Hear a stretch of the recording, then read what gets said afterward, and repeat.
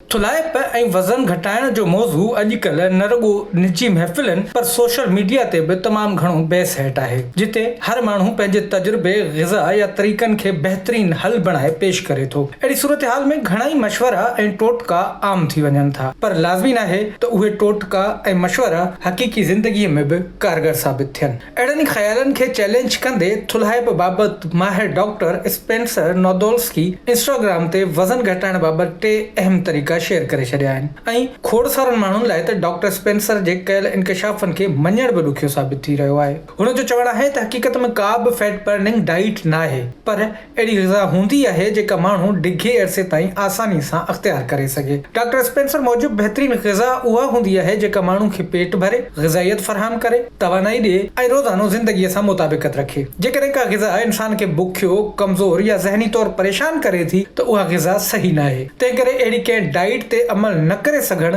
फर्द जी कमज़ोरी या इरादे जी घटिताई नाहे, पर ग़िज़ा जी जोड़ जोक में मसलो हूंदो आहे। डॉक्टर स्पेंसर मूजिबि सिर्फ़ वज़न घटाइण खे मक़सद बनाइण बि ग़लति हूंदो आहे। संदसि चवणु आहे त घणा माण्हू वज़न घटाइण दौरान सिर्फ़ वेट मशीन ते नज़र ईंदड़ अंगनि में घटिताई खे पंहिंजो मक़सद बणाईंदा आहिनि ऐं हू बिना सोचे सम्झे हिकु ख़ासि वज़न खे गोल वेट तौरु चूंडींदा आहिनि, जॾहिं त इन अमल में उज़वनि, जिस्मानी जोड़ जक, ताक़त ऐं रोज़मर्रा जे अहसासनि खे नज़रअंदाज़ कयो वेंदो आहे। डॉक्टर स्पेंसर मूजिबि सिहत रुॻो वज़न जे अंग सां नथी मापे सघिजे। सिहत जो ताल्लुक़ तवानाई, जिस्मानी कारकर्दगी, लेबोरेटरी रिपोर्टनि ऐं अहिड़ी जिस्मानी साख़्त सां हूंदो आहे जंहिंखे बग़ैर तकलीफ़ जे बरक़रार रखी सघिजे। संदसि चवणु आहे त जेकॾहिं को माण्हू वज़न त घटाए थो पर उन सां गॾु हमेशह थकावट, कमज़ोरी या ज़हनी परेशानी महसूसु करे थो त इहा हक़ीक़ी माना में सेहतमंद ज़िंदगी न आहे। डॉक्टर स्पेंसर मशवरो ॾींदे चयो त वज़न घटाइण वारे मामले में तिबी मदद वठणु नाकामी नाहे। हुन चयो त वज़न घटाइण ऐं सेहतमंद ज़िंदगी इख़्तियार करण दौरान कॾहिं कॾहिं माण्हुनि खे इज़ाफ़ी मदद जी ज़रूरत पवे थी। उहा मदद दवाउनि जी सूरत में बि थी सघे थी या सर्जरी जी सूरत में बि।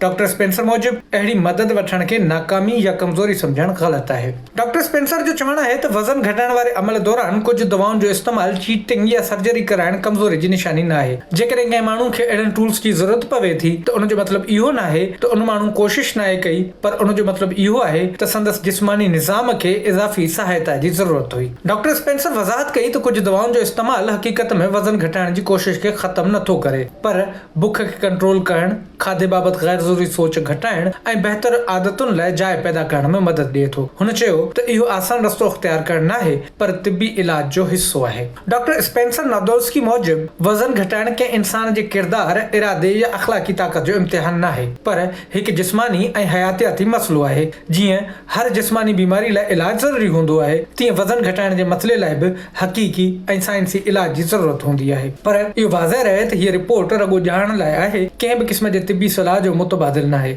ऐं कंहिं बि तिबी हालत बाबति हमेशह पंहिंजे डॉक्टर सां सलाह करणु घुरिजे।